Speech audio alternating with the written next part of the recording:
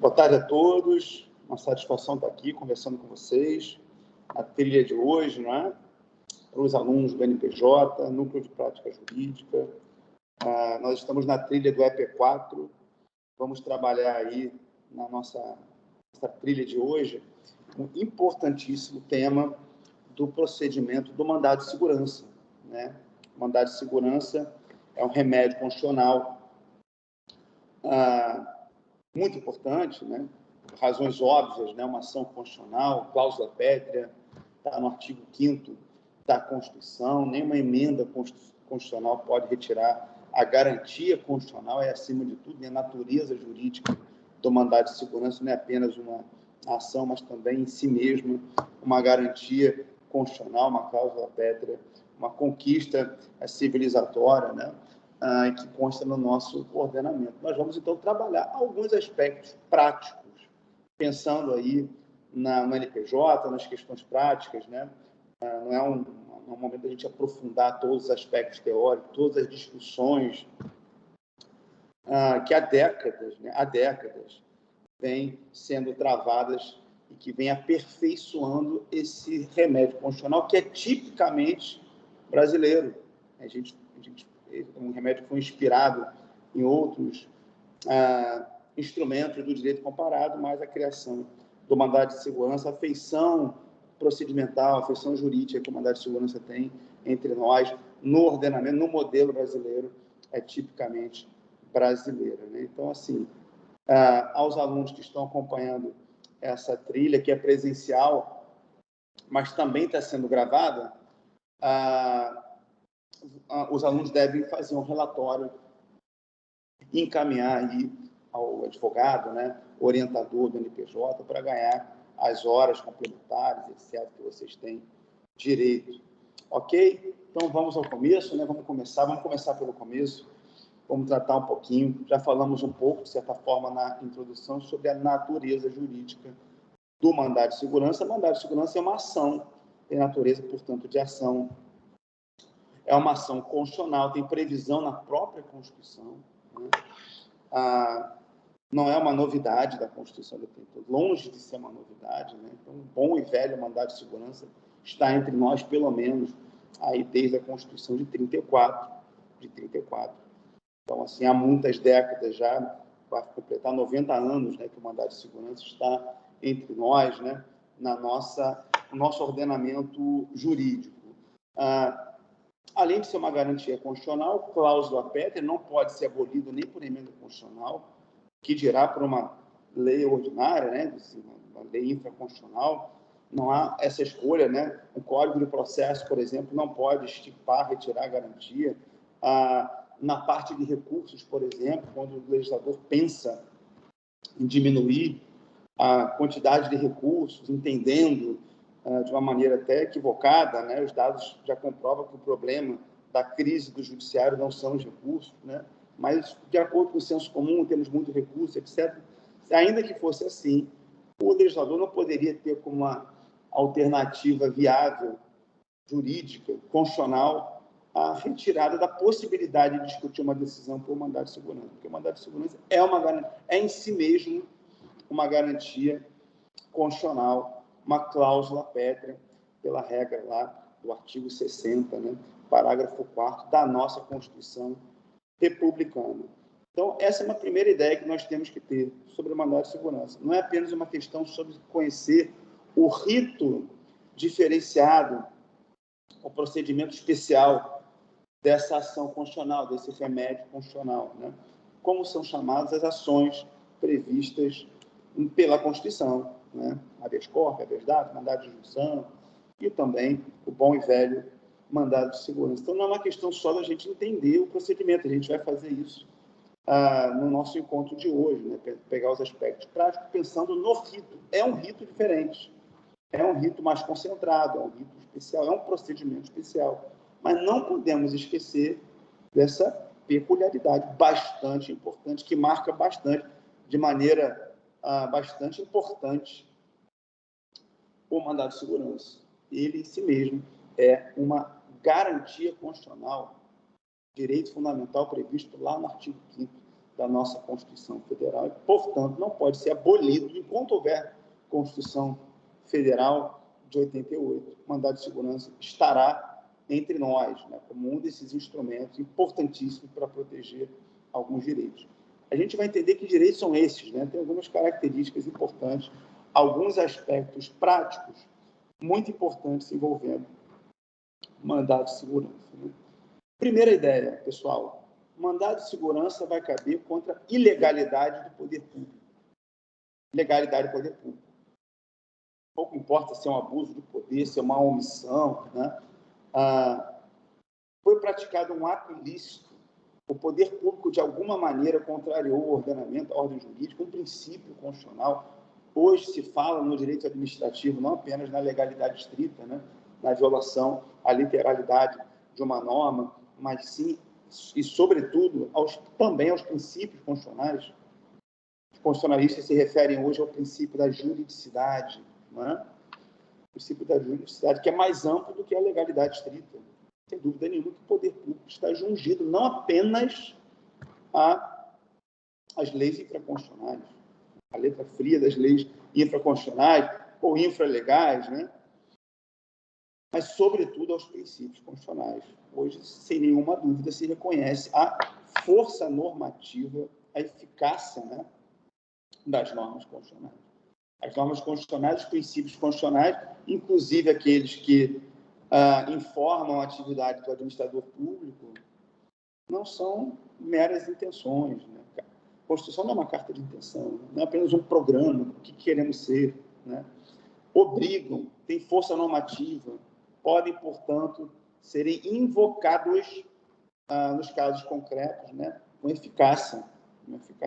Então, princípios, por exemplo, da publicidade, da moralidade, da eficiência, né, administrativas, né, alguma política que viola, por exemplo, o interesse público, etc., alguma dessas regras, que viola a impessoalidade administrativa, etc., né?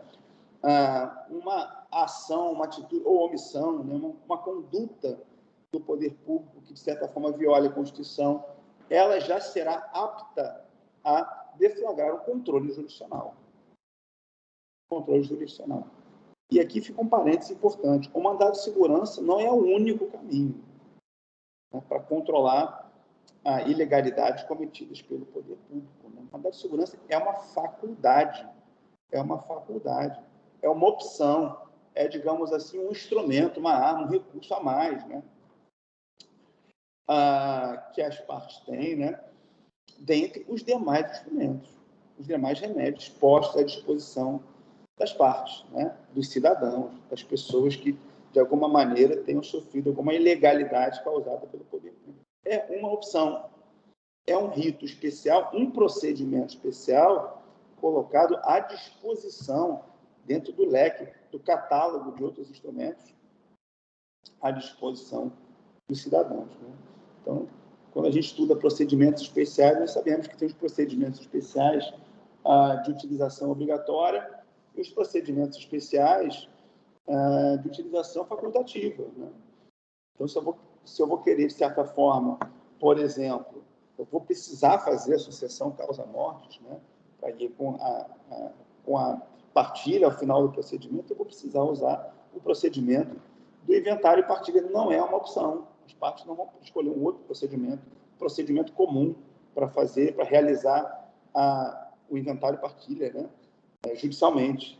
Eles vão necessariamente utilizar o rito, né, do inventário e partilha. Se as partes estão litigando na Justiça Federal e tem uma causa com valor abaixo, aquém dos 60 salários mínimos, elas obrigatoriamente vão seguir o rito da lei dos juizados especiais federais, né, competência absoluta para aquelas situações, etc., obrigatoriamente, né? Mas existem procedimentos, né, especiais, ritos diferenciados, é o caso do mandado de segurança, que são uma opção, uma alternativa, né? Digamos assim, incrementando o catálogo de instrumentos postos à disposição das partes. É o caso do mandado de segurança. Então, as pessoas, obrigatoriamente, para tentar desfazer a ilegalidade cometida pelo poder público, devem utilizar, devem impetrar, né? Que é a expressão que nós usamos quando nós nos referimos à propositura de ações constitucionais, necessariamente o mandado de segurança? Não, não é preciso. Né? Dentro da estratégia de atuação da parte do cidadão afetado, ela poderá utilizar o mandado de segurança no seu caso concreto. Né? E a gente vai entender ao longo da exposição, repetindo, né, a gente vai focar os aspectos práticos. Por que isso é interessante? Qual é, digamos assim, a principal relevância, né, ou as principais, digamos assim, vantagens na utilização dessa ação constitucional, né? Então, essa é uma segunda ideia. A primeira ideia, garantia constitucional, não pode ser abolido nem por emenda constitucional, o que dirá pelas demais leis, né, infraconstitucionais. Segundo, uma ideia muito importante, é uma faculdade, não há uma obrigação, né? É um instrumento posto, mais um dos instrumentos postos à disposição das partes para desfazer uma ilegalidade cometida, né, pelo poder público. Além dessa especificidade, ilegalidade do poder público, nós temos que entender que o rito do mandado de segurança, por ser um procedimento especial, o procedimento especial, né, pessoal? É aquele procedimento para o qual o legislador costurou uma ritualística, um passo a passo, né, uma sequência de atos especial, pensando na especificidade do conflito. Então, se alguém, por exemplo, precisa fazer um depósito, no caso de amora de um credor, o legislador entendeu que, olha, o procedimento comum, padrão, geral, não é tão adequado para isso. Vamos criar um procedimento envolvendo a consignação e pagamento. Um exemplo, né? Então, o mandado de segurança ele foi construído pensando naquela situação em que a parte tem uma certa urgência e naquelas situações em que a ilegalidade do poder público ela é demonstrada de plano, através do que os processualistas, os pesquisadores nessa área chamam de prova pré-constituída. Prova pré-constituída. Ao propor a demanda, eu já tenho condições de provar, no momento da propositura, o meu direito. Daí se falar que esse direito provado através de prova exclusivamente documental, de plano, no momento da propositura da ação, que não vai comportar dilação probatória, não vai ensejar uma instrução, não vai ter audiência, não vai ter inspeção, não vai ter perícia, nada disso. Né? Se esse for o caso, não caberá mandado de segurança. Mas naquelas situações em que a ilegalidade do poder público ficar demonstrado de plano por prova estritamente documental, exclusivamente documental, no momento da propositura, da impetração, ou seja, há uma concentração da fase probatória no momento da fase postulatória. Eu já consigo provar todo o meu direito, já consigo demonstrar a ilegalidade causada pelo Estado no momento da impetração. Para essas situações, o legislador criou o rito, o procedimento, o passo a passo do mandado de segurança. Lembrando, o procedimento especial ele não revoga totalmente as disposições relativas ao dito procedimento comum. Né? Procedimento especial é em relação a alguns atos, a algumas especificidades, para algumas situações, algumas peculiaridades, o rito é diferente. No que o rito não diferenciar, não desigualar, a gente aplica subsidiariamente, supletivamente, as regras relativas ao procedimento comum. Então, regras envolvendo recurso, litisconsórcio, prazo, etc. O legislador não previu nenhuma alteração em relação a isso, para o rito especial. Isso vale para o mandado de segurança, para qualquer procedimento especial. Né? Procedimentos especiais tem vários no CPC. Né? Lá no 539 e seguintes, temos vários, né? Falando da consignação e pagamento, do inventário, mas tem outros também, ações possessórias, ação monitória, etc, etc. Né? Fora do CPC também, outros vários ritos, outros vários procedimentos em legislação extravagante, o mandado de segurança é um desses exemplos. Mandado de segurança tem lei própria, fora do CPC. a Lei 12.016 de 2009. Fazendo uma breve observação, essa lei, ela, de certa forma, ela veio, né, revogar a lei anterior, né, da década de 50, a Lei 1533 de 51, atualizar essa lei e cristalizar, digamos assim, né, melhor dizendo, trazer para o direito positivo entendimentos cristalizados pela jurisprudência. Muitos entendimentos que a jurisprudência havia construído sobre o mandado de segurança vieram consagrados na nova lei, né? A nova lei, nova entre aspas, né?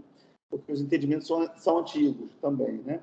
A Lei 12.016 de 2009. Então, assim, no que o legislador não diferenciar, não especificar, nós aplicamos as regras relativas ao procedimento comum para o mandado de segurança. Então, tem que olhar para a lei qual é a especificidade. No caso concreto, no núcleo de prática, né, decidimos entrar com o mandado de segurança. Né? Nós começamos a definir quais são as especificidades. A primeira delas, nós já falamos, a prova.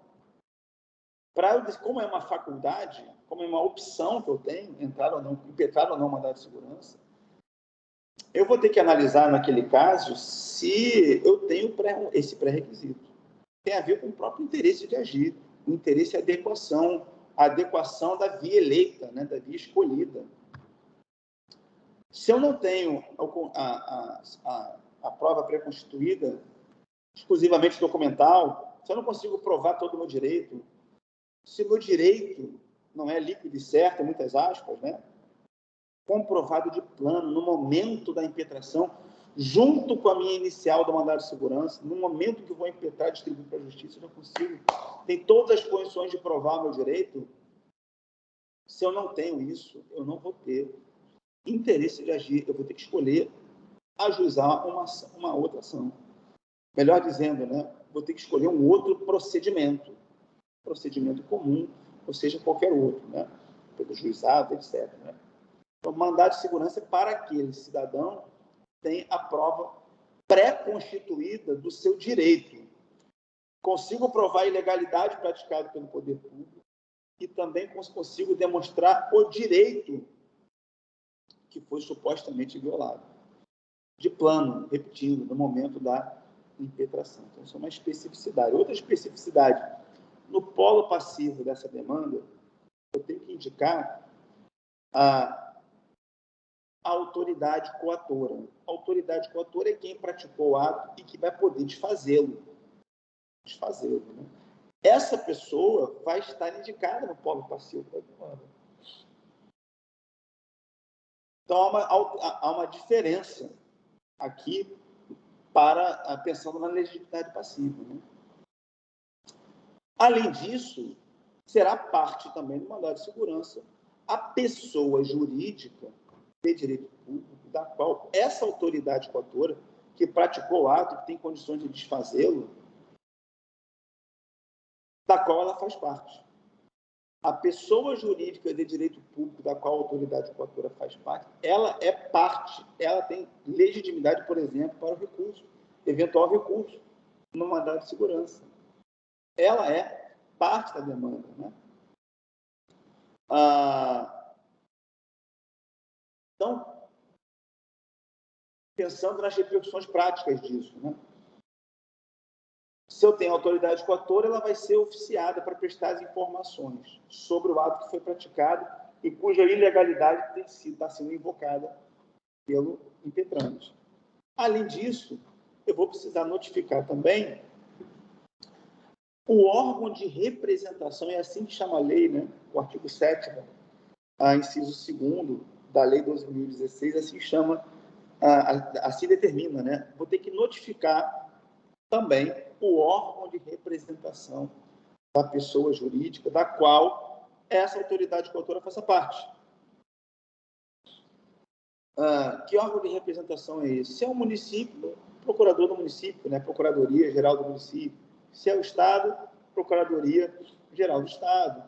Se é a União, Advocacia-Geral da União. Né? Esses órgãos de representação vão ser notificados, né? Para manifestar o seu interesse em ingressar na demanda do mandado de segurança. Será cientificado dos demais atos para poder participar, inclusive, recorrendo, né, interpondo os recursos, etc., né? Se manifestando, não só recorrendo, né, se manifestando e participando, sendo informado sobre os demais atos ocorridos nesse procedimento, né? Então, isso é uma peculiaridade. A autoridade coautora tem que ser indicada, a autoridade coautora é quem praticou o ato, que tem poder de desfazê-lo. A pessoa jurídica da qual ela faça parte, essa autoridade coautora, municípios, estados, Distrito Federal, União, suas autarquias e fundações públicas, o órgão de representação dessas pessoas deverá ser notificado para ingressar, se quiser, no mandado de segurança, artigo 7º da Lei 12.016. Né? E há uma concentração do rito. O rito é muito mais célere, é muito mais rápido. E a prova já é pré-constituída, se o impetrante conseguiu demonstrar de plano o seu direito e a ilegalidade praticada pelo poder público. Sem maiores delongas, né, o juiz vai proferir sentença, concedendo ou não a segurança, que é como a gente chama, né, no jargão jurídico, mas no fundo, né, conceder ou não a segurança significa julgar o procedente ou rejeitar a pretensão do autor. Nesse caso, vai caber a apelação, e essa sentença não vai gerar honorários da sucumbência para o vencido. Seguindo uma antiga orientação sumulada do STJ e também a previsão expressa, né, da Lei 12.016. Né?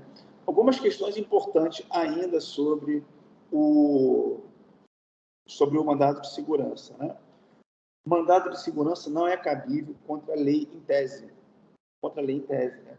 Ou seja, aquele ato normativo dotado de generalidade. Então, não posso impugnar uma lei em tese através de mandado de segurança. A contrário senso, um ato normativo de efeitos concretos, que embora tenha uma roupagem formal de lei, de decreto, de ato normativo, né, ele, no fundo, materialmente é um ato administrativo, ele tem efeitos concretos, esse pode ser atacado por mandado de segurança.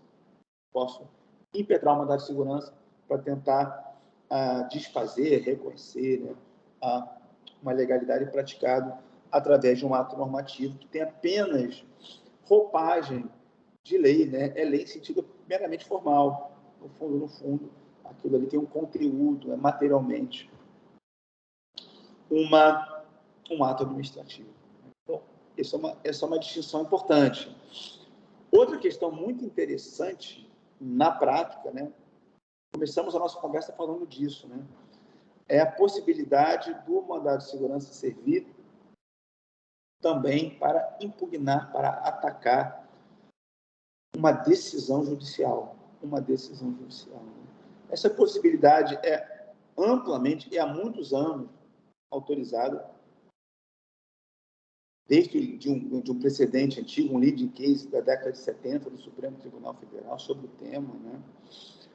Isso vem parar na lei. A Lei 12.016 expressamente vai dizer que o mandado de segurança é cabível para impugnar decisão judicial. Algumas restrições, né, pessoal, nessa hipótese. É algo que parece causa um certo estranhamento, né? Qual é o caminho caminho natural, entre aspas, né? Se é que existe isso em direito, na ciência social, né? Um produto da nossa cultura, né?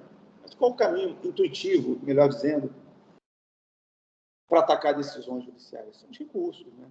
Via de regra, são os recursos. Mas repare que não é muito estranho, né, ao nosso ordenamento que ações judiciais sirvam para impugnar decisões. Temos diversos exemplos disso. Né? Habeas corpus, por exemplo. Embargos de terceiro, embargos à execução, ações rescisórias. Há uma série de exemplos, né, de ações judiciais que não têm natureza recursal e que servem para impugnar decisões judiciais também. Uma série de exemplos. Né? uma série de situações como essa, né? Mandado de segurança também é um desses casos. Mandado de segurança pode também impugnar uma decisão judicial. E por quê? Qual é a razão disso? Porque decisão judicial é um ato do poder público. A gente sabe que o poder político é uno, né? Por uma questão de repartição de funções, de tarefas, né? O exercício do poder político, ele se dá através da clássica tripartição de funções, isso desde a Revolução, pelo menos desde a Revolução Francesa, desde Montesquieu, né, que a gente faz e aqui entre nós vigora essa tripartição. Isso está lá consagrado no nosso texto constitucional, artigo 2º da Constituição Federal, né? Tripartição funcional, de funções, de atividades do poder político, né? Atividade legislativa, administrativa, né, ou executiva, e judicial. O Estado juiz profere decisões. É o poder, é uma manifestação da soberania estatal, julgar conflitos, né, com caráter, inclusive, de imutabilidade, né? Então, como é um ato do poder público, é uma manifestação do exercício do poder político, se essa decisão, se esse ato se revestir de alguma ilegalidade, na forma, por exemplo, de uma omissão inconstitucional, de uma violação do princípio, né, de um abuso de poder, de um desvio de finalidade, etc., etc., de uma violação a regras de competência administrativa, violação de forma, etc., etc., etc. Se uma decisão judicial, de certa forma, ela incorre em alguma ilegalidade, é possível, em tese, né, impugná-la através da impetração pelo mandado de segurança. Qual é a grande dificuldade prática? Isso foi tratado nesse litiquês há muito tempo, isso não é um tema novo, né? É um tema clássico na matéria do mandado de segurança, né? É justamente a convivência do mandado de segurança num sistema que prevê diversas espécies recursais. O mandado de segurança, ele se insere dentro desse contexto, ele faz parte de um ordenamento jurídico composto, formado por diversas espécies recursais. Então, ele deve estar harmônico, ele deve se harmonizar a esse conjunto de outros instrumentos. Ele não é a panaceia geral, ele não é o remédio mais importante, né? Ele deve se conformar, se harmonizar. Então, diz a Lei 12.016, a Lei do Mandado de Segurança, né, que se houver um recurso previsto para atacar aquela decisão e que esse recurso seja dotado de efeito suspensivo, por exemplo, né, regra geral, a apelação é dotada de um efeito suspensivo automático, ex lege. Nesse caso, a previsão desse recurso de efeito suspensivo desarma a possibilidade da parte impetrar o mandado de segurança. Qual é o interesse de agir no mandado de segurança quando a parte tem à sua disposição um recurso com efeito suspensivo automático, né? Nesse caso, a lei mesma, ela afasta essa possibilidade. Nesse exemplo, cabe uma apelação com efeito suspensivo, a gente sabe que existem exceções à regra da suspensividade automática da apelação, né? Mas vamos seguir a regra geral. Se há uma apelação com a previsão do efeito suspensivo automático, ele não vai ter à sua disposição o mandado de segurança. O mandado de segurança vai ser incabível, nesse caso, para impugnar uma decisão judicial. Mesmo que o recurso não tenha previsão de efeito suspensivo automático, agravo de instrumento, por exemplo, né? Mas há uma possibilidade de concessão judicial do efeito suspensivo, né? O mandado de segurança também não tem, entre aspas, né, porque não é um recurso, uma suspensividade automática. A impetração do mandado de segurança por si só não vai desarmar os efeitos da decisão impugnada. Eu vou precisar pedir uma liminar, uma tutela de urgência no mandado de segurança. Então, assim como acontece com aqueles recursos que não têm efeito suspensivo ex lege, efeito suspensivo automático. Vou precisar pedir o efeito suspensivo no recurso, no bojo do recurso. É o que acontece com o agravo de instrumento. Tem à minha disposição agravo de instrumento. Por que eu vou entrar com um mandado de segurança para impugnar uma decisão interlocutória que esteja lá no catálogo do 2015, né? Que ensejaria a interponibilidade por agravo de instrumento? Se eu já tenho à disposição o agravo de instrumento, com a possibilidade de pedir efeito suspensivo ao relator ou à turma, né? Se for indeferido, ainda teria o agravo interno, né? Para conseguir a sua suspensividade indeferida, né? Não concedida. Então, reparem, quando houver uma previsão, quando houver um recurso apto a desfazer a ilegalidade, de maneira imediata, né? Com previsão de efeito suspensivo, ex lege ou op iudice, concedido ou não pelo judiciário, né? Vai desarmar a possibilidade de utilização do mandado de segurança. Agora, decisões irrecorríveis, por exemplo, né? Parece ser o terreno próprio para a utilização do mandado de segurança, nessas hipóteses. Porque o legislador, quando faz isso, ele quer criar uma celeridade maior, um rito mais concentrado, e ele retira recursos em alguns procedimentos, em alguns circuitos. Se ele faz isso, ele não pode fazer isso, eliminar recursos. Olha, essa decisão é irrecorrível, né? Esquecendo-se, voltando ao início da aula, né? Ao início do nosso encontro de hoje, esquecendo que o mandado de segurança é cláusula pétrea, é uma garantia constitucional. Então, enquanto tiver a Constituição Federal e o mandado de segurança estiver lá, e vai estar lá, porque basta que exista a Constituição Federal, e a cláusula do artigo 60, parágrafo 4º, por si só, também ela é uma cláusula pétrea, né? O bom e velho mandado de segurança vai estar entre nós. E o legislador não pode ignorar que, ainda que ele decida que uma decisão é irrecorrível, um exemplo de decisões interlocutórias proferidas em sede de juizados especiais cíveis.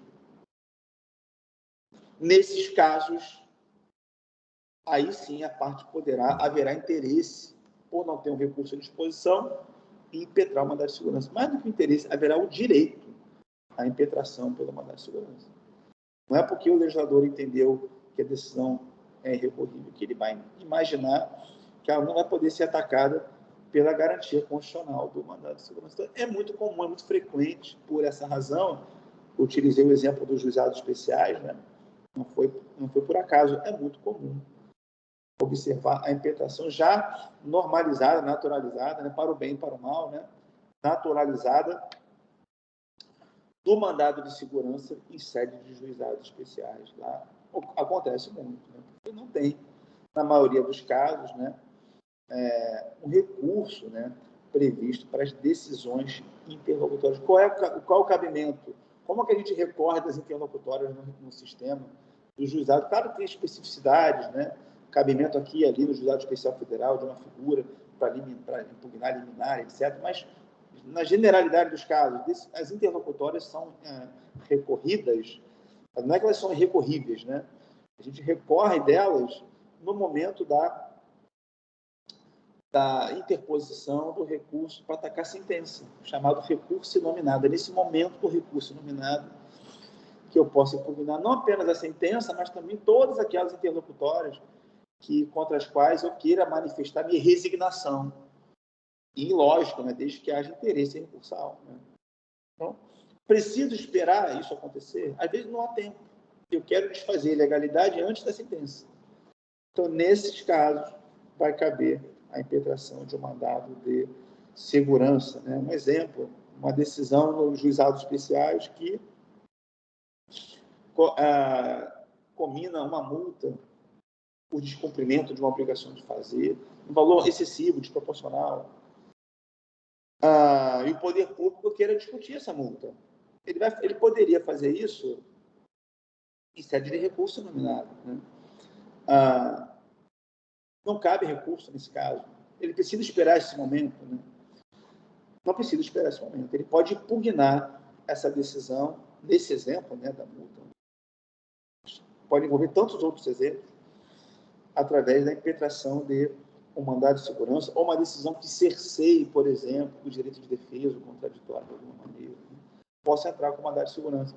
Quanto a essas decisões, no procedimento comum, para aqueles casos do artigo 1015, no processo de conhecimento, na execução sempre vai caber o agravo do instrumento por força do parágrafo único do artigo 1015. Mas no processo de conhecimento temos que olhar para o catálogo do 1015, né? E ali, aí o parágrafo único ainda fala do inventário da partilha também.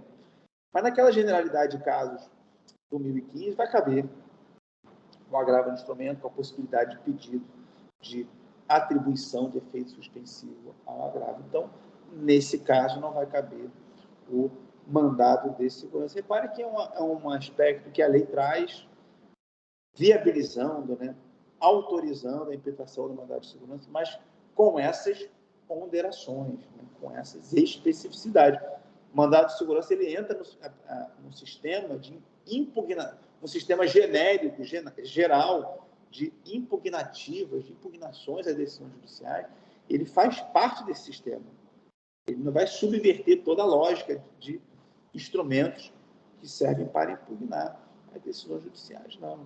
Ele se inscreve como um instrumento no âmbito desses diversos meios, mecanismos, instrumentos de impugnação, de ataque às decisões judiciais. Ele não é a panaceia, o remédio, a solução final para todas as situações.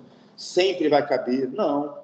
Tem que olhar para o caso concreto. E, na maioria dos casos, ao caminho, digamos assim, mais intuitivo, mais correto, mais natural, entre aspas, né? Serão os recursos. Naquele caso, a decisão não tem recurso previsto para atacar imediatamente aquele ato, né? Ou o efeito suspensivo foi deferido, ou o agravo interno foi desprovido, etc., etc., né?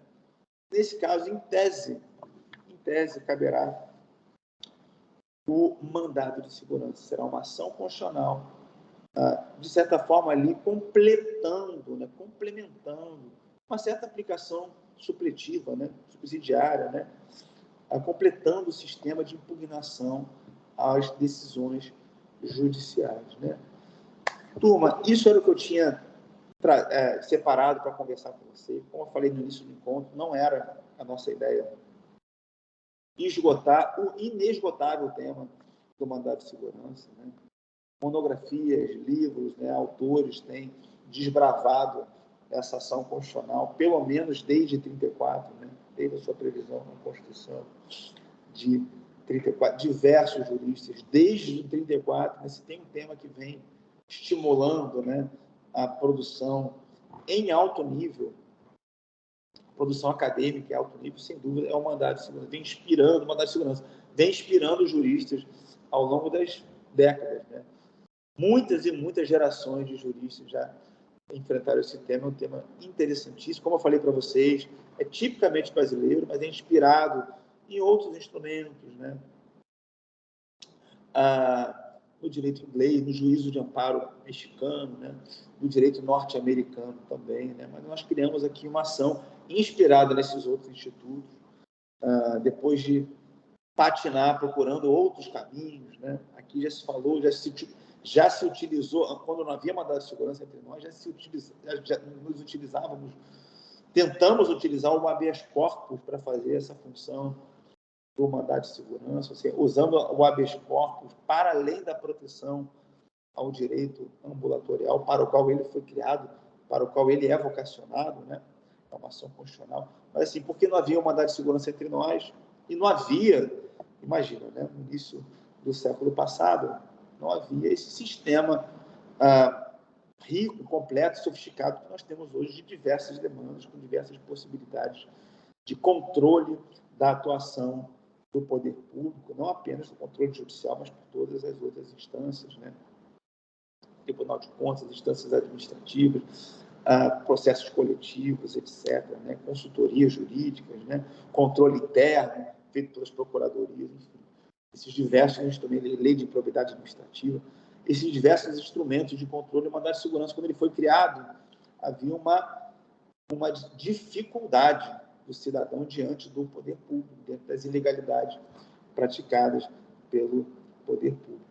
Se utilizava de habeas corpus, chegamos a referir a uma doutrina brasileira do habeas corpus entre nós, né? Depois tentamos usar as ações possessórias para fazer a defesa da posse de direitos pessoais, né? Tudo isso aí dentro da, digamos assim, imaginação jurídica e do grande repertório dos nossos juristas da época, sobretudo Rui Barbosa, E aí, finalmente, isso tudo, né? Olhando para o direito mexicano, direito inglês, direito norte-americano, nós, então, criamos a nossa, digamos assim, nosso primeiro grande instrumento vocacionado para proteger direitos violados pelo poder público, né? Que foi essa ação constitucional do mandado de segurança, importantíssima, muito utilizado na prática, caso envolvendo concurso público, por exemplo, né? Mas não só, né? Vários tipos de ilegalidade, sempre muito utilizado, uma ação constitucional fundamentalíssima, importantíssima, e que tem que ser conhecida para quem quer atuar na prática também. Eu procurei pegar esses aspectos práticos, a questão da prova, do procedimento, do fato de ser uma ação constitucional, da notificação do órgão de representação, de colocarmos na peça também a indicação da autoridade coatora, de que a pessoa jurídica de direito público é parte dessa demanda, tem legitimidade recursal também, a autoridade coatora também pode interpor recurso. O fato de que a sentença não vai condenar o vencido em honorários da sucumbência, isso está na lei. A impossibilidade de impetrar mandado de segurança contra ato normativo, em tese, cabível, portanto, para atos normativos de efeitos concretos. E, por fim, entramos aí nessa polêmica questão muito antiga, uma discussão clássica sobre a viabilidade do mandado de segurança para impugnar, para impugnar, para atacar decisões judiciais. Isso aí vem consagrado desde aquele lead case do Supremo, isso vai virar uma súmula, a súmula 267 do STF, e anos mais tarde vai ser consagrado aí pelo artigo 5º da Lei 12.016 de 2009, que é o diploma normativo, que é a lei que visa disciplinar, turma, o procedimento, o rito do mandado de segurança entre nós. Vimos que, se houver um recurso dotado de efeito suspensivo, com possibilidade de conseguir a concessão de efeito suspensivo, até mesmo de maneira judicial, né? Nesse caso, não haverá interesse de agir e impetrar mandado de segurança contra ato judicial. Mas é um tema muito polêmico, rende muitas outras reflexões. A gente vai trazer aqui esses aspectos práticos mais fundamentais, o que vocês não podem, né, deixar de saber diante de um caso concreto envolvendo a ilegalidade praticada pelo poder público. Tá bom, pessoal? Então, era isso que nós tínhamos para conversar hoje. Esse encontro está gravado também. Quem quiser fazer um relatório, né, se vocês fizeram um relatório sobre a trilha de hoje, encaminhe esse documento para o advogado orientador lá do NPJ, para vocês ganharem aí as horas, né, complementares, etc., que vocês fazem jus, né, que vocês têm direito. Ok? Então, até uma próxima oportunidade. Grande abraço. Tchau, tchau.